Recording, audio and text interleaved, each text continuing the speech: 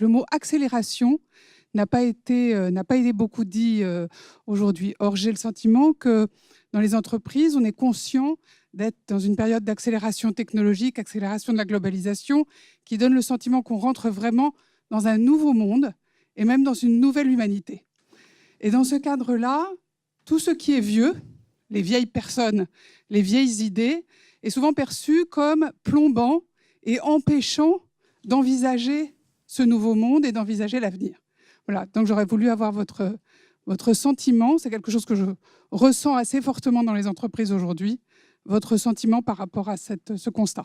Est-ce qu'il y a une réelle accélération? Est-ce qu'il n'y a pas toujours un état permanent d'accélération? Est-ce que ce qui a changé, ce n'est pas les outils hypersensibles de perception de cette accélération? À chaque fois que vous croyez avoir une idée neuve, vous vous rendez compte du fait que quelqu'un l'a eue entre 1880 et 1910. Vous n'avez pas idée de la période de révolution dans tous les domaines.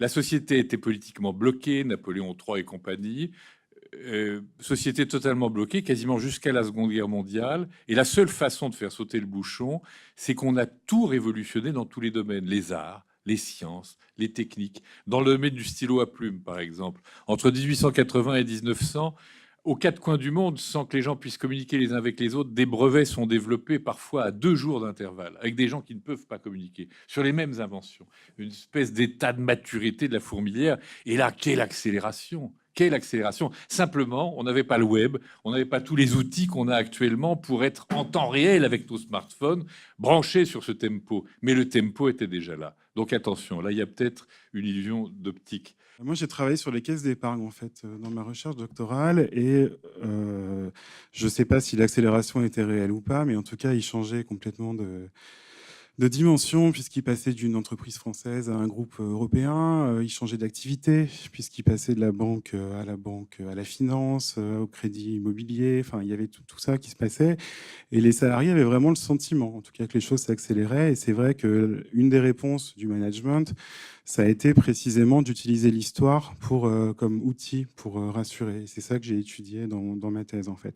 Ensuite, c'est paradoxal parce qu'il faut rassurer avec l'histoire. Ça doit pas être c'est loin d'être. Enfin, il faut pas que ça soit un frein au changement organisationnel et à l'accélération qui est en cours. Mais ça n'empêche pas les entreprises d'avoir un discours qui dit qu'on est toujours ce qu'on a été, on est toujours la banque de 1818 qui s'adresse aux pauvres, et puis en même temps, on n'est plus ça du tout, on va vraiment vers autre chose. Donc, je pense que les discours de la communication ne sont pas toujours univoques, en fait. Ça dépend aussi à qui on s'adresse.